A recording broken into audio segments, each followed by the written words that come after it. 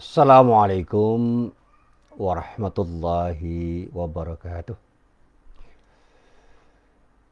Alhamdulillah wassyukrulillah la haula wa la quwwata illa billah. Ashhadu an la ilaha illallah wahdahu la syarikalah wa asyhadu anna Muhammadan abduhu wa rasuluh. Allahumma salli wa sallim ala nabiyyina Muhammad wa ala alihi wa sahbihi wa man walah, amma ba'd. Para jamaah yang dirahmati Allah, alhamdulillah pagi ini kita bisa bertemu lagi, dan kita selalu berharap mudah-mudahan pertemuan-pertemuan kita benar-benar menjadi pertemuan yang mendapatkan ridho dari Allah Subhanahu wa taala. Amin. Para jamaah yang dirahmati Allah, sekali lagi saya harus mengatakan begini.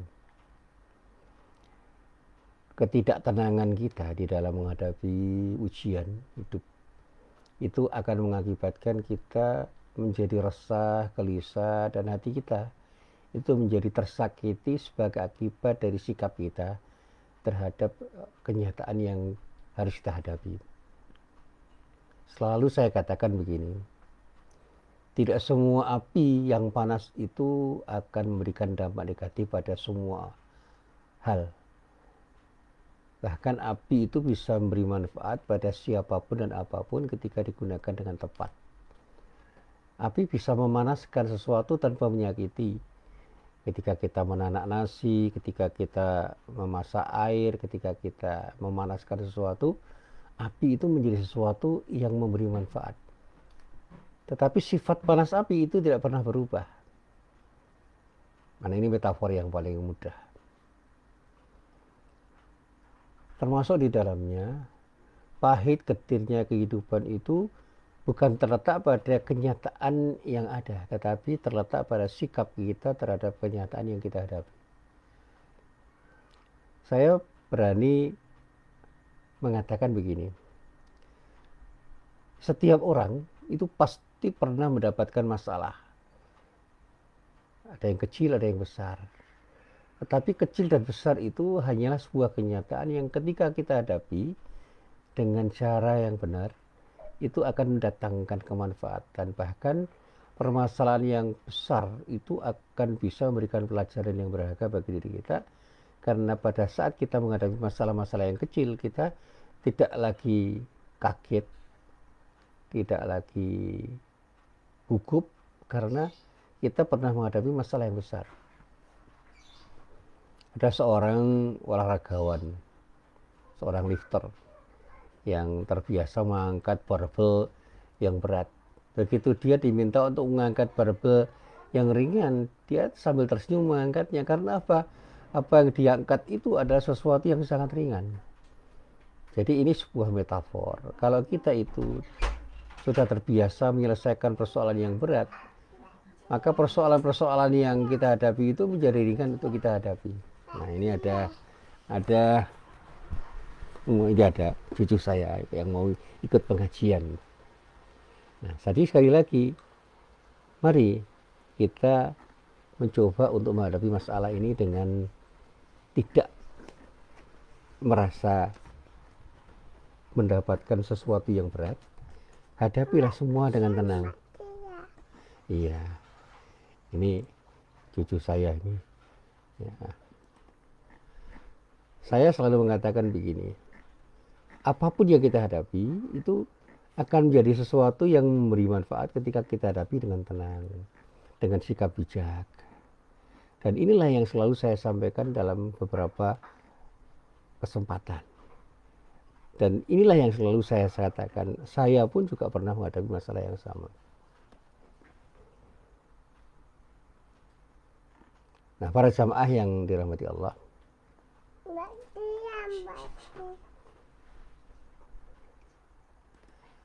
selalu saya sampaikan dengan cara yang sederhana saja. Satu saat saya membaca sebuah ayat Al-Quran. Di dalam ayat Al-Quran itu ada kata-kata la'allakum yatafakkarun. Salah satunya yang terdapat di dalam surat An-Nahl ayat 44. Dan masih banyak lagi ayat itu. Di dalam ayat itu saya potong saja ayatnya. Wa anzalna ilaika dzikra litubayyana lin-nasi ma nuzila ilaihim wa la'allahum yatafakkarun. Dan kami turunkan kepadamu Al-Qur'an agar kamu menerangkan kepada umat manusia apa yang telah diturunkan kepada mereka dan supaya mereka berpikir. Ini adalah sebuah pernyataan dari Allah supaya manusia itu benar-benar menjadi orang yang selalu berpikir tentang sesuatu yang pada saatnya ketika manusia itu berpikir, dia akan mengerti apa yang dia hadapi, apa yang dia pikirkan, dan apa yang harus dia lakukan ketika dia berhadapan dengan apapun dan siapapun.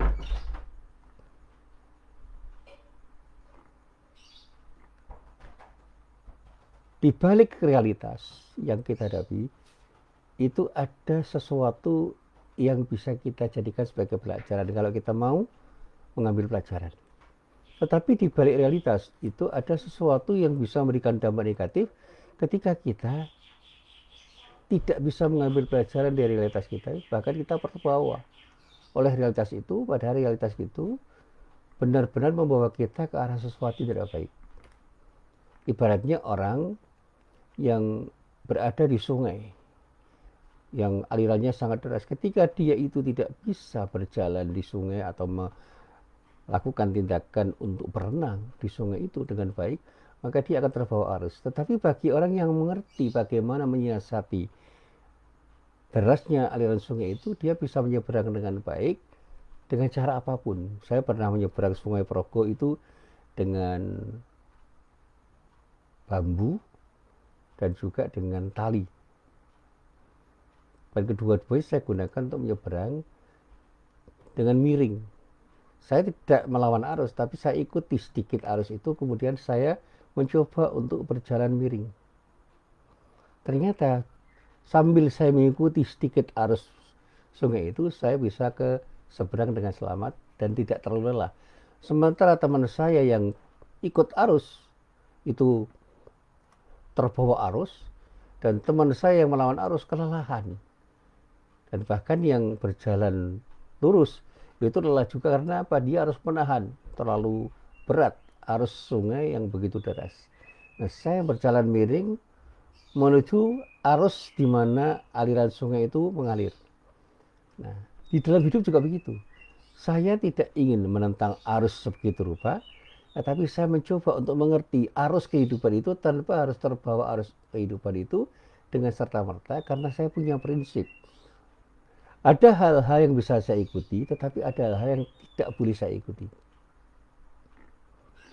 Dan saya selalu mengatakan bahwa apapun yang pernah saya pelajari dari hidup saya, itu memberikan pelajaran yang terbaik bagi diri saya kapanpun dan dimanapun saya berada.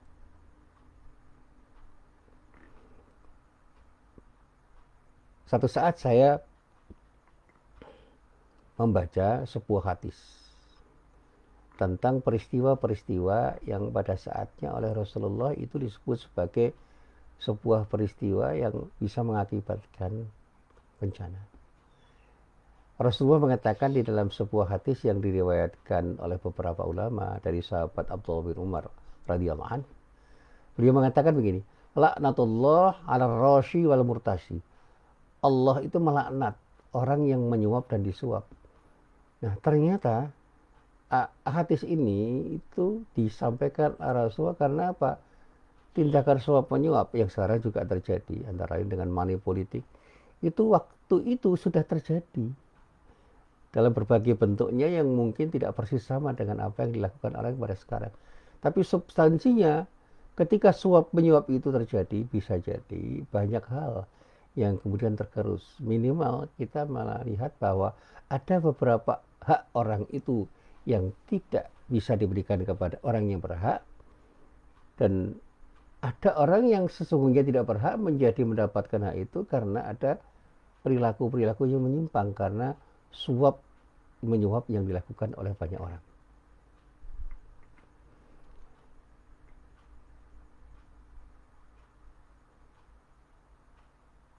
Para jamaah yang dirahmati Allah, suap menyuap itu sampai hari ini berlaku, berjalan dengan berbagai macam ragamnya, dan kita tidak bisa menutup mata.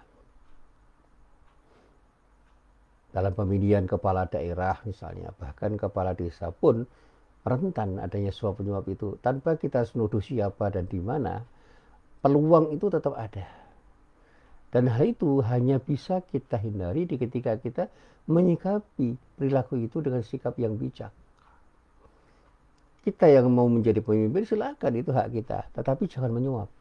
Dan ketika kita milih, jangan mau kita milih karena disuap. Karena begitu ada orang yang menyuap dan mau disuap, disitulah sebenarnya bencana itu bisa terjadi sebagai akibat dari tindakan itu.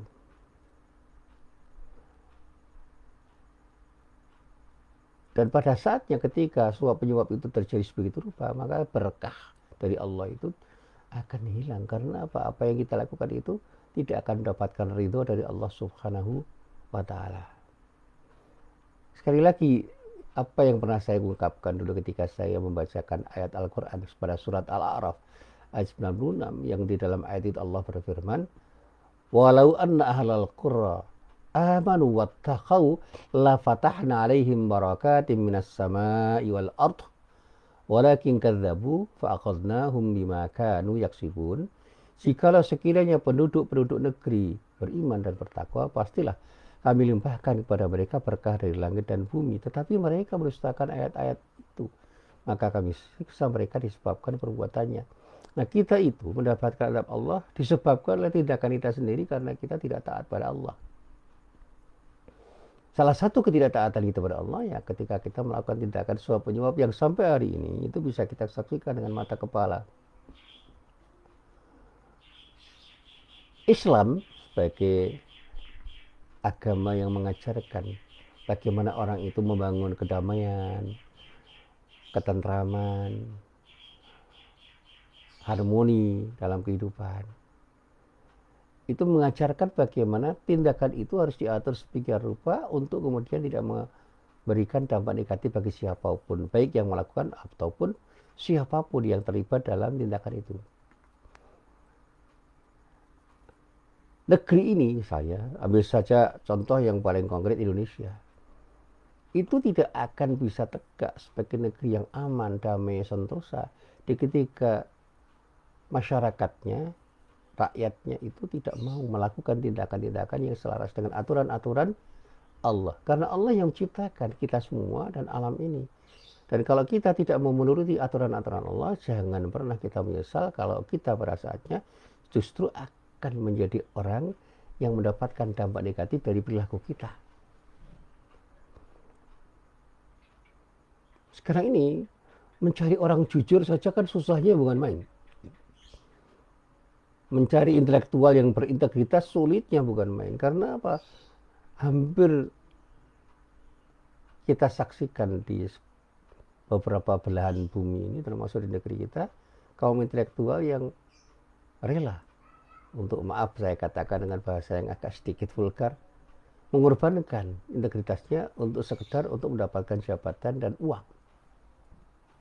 Naudzubillah min dzalik. Dan kalau itu terus terjadi, bukan tidak mungkin nanti bencana itu akan terjadi. Karena apa? Kita sudah tidak mendapatkan informasi-informasi yang berkualitas dan informasi-informasi yang benar.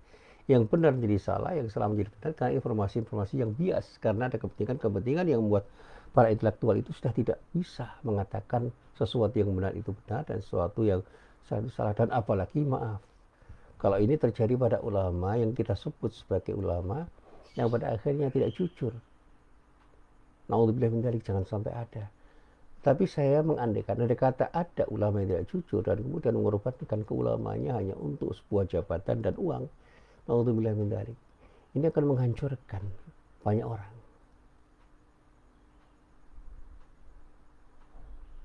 Dan para jamaah yang saya hormati, ketika saya katakan seperti ini bukan berarti saya itu ingin menghujat apapun dan siapapun. Saya prihatin. Saya memberikan kritik kepada diri saya sendiri dan banyak orang. Itu bukan untuk apa-apa, tetapi karena saya mencintai mereka dan mencintai negeri ini. Bagaimana kita itu seharusnya berbuat sesuatu yang terbaik, karena hanya dengan tindakan yang baik itu kita akan mendapatkan dampak baik dari tindakan kita. Sebaliknya ketika kita melakukan tindakan yang buruk, bukan tidak mungkin kita akan mendapatkan keburukan dari setiap tindakan yang kita lakukan.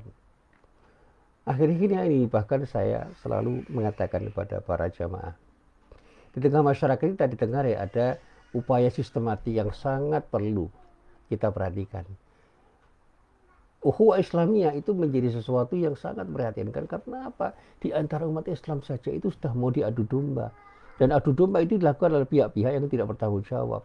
Upaya adu domba yang dilakukan oleh sejumlah orang, kelompok atau bahkan institusi yang sangat tidak bertanggung jawab itu ada di tengah kita.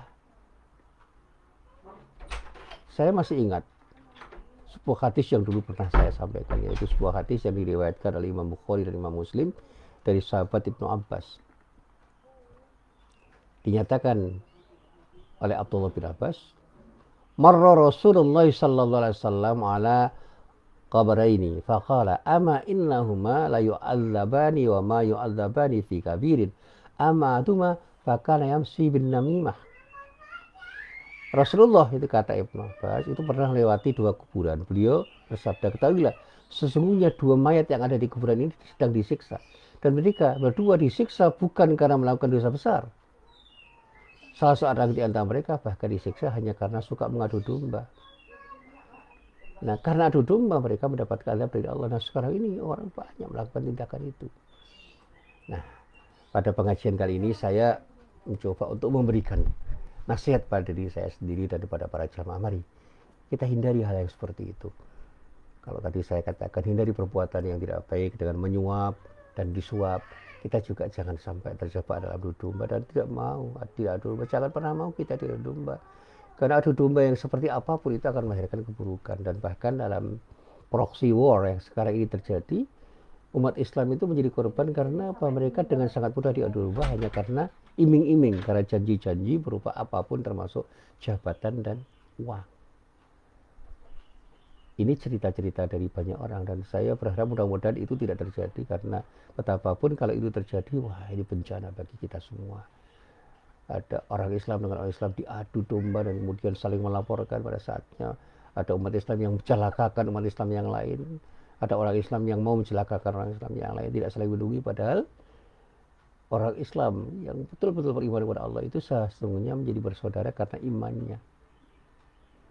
Yashuddu ba'duhu ba'du, kata Rasulullah. Satu sama lain seharusnya saling menguatkan, bukan saling melemahkan. Dan inilah yang selalu saya sampaikan. Nah, andingnya bapak-bapak, ibu-ibu dan saudara-saudara sekalian, para jamaah yang dirahmati Allah, mari kita merenung dan merenung. Jangan sampai apa yang kita lakukan di dalam menghadapi persoalan ini tidak terkendali dan kita terjebak pada arus kehidupan yang tidak baik, dan pada akhirnya kita tidak akan hanya memberi dampak negatif pada diri kita, tetapi juga memberi dampak negatif pada banyak orang, dan bahkan mungkin saja kita terdampak dari banyak orang yang berbuat sesuatu yang tidak bertanggung jawab karena mereka mengejar kepentingan-kepentingan yang sesungguhnya tidak perlu mereka kejar, karena yang kita kejar sebagai orang yang beriman itu hanya satu, ridha Allah. Sekali lagi, yang perlu kita kejar itu hanyalah ridha Allah.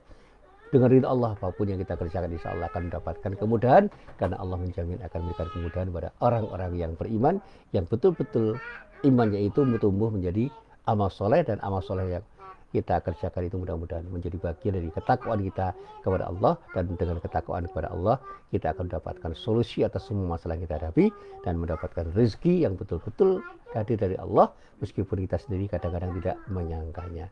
Inilah sekali lagi apa yang bisa saya sampaikan, yang mungkin saja masih banyak yang kurang. Billahi taufik wal hidayah. Assalamualaikum warahmatullahi wabarakatuh.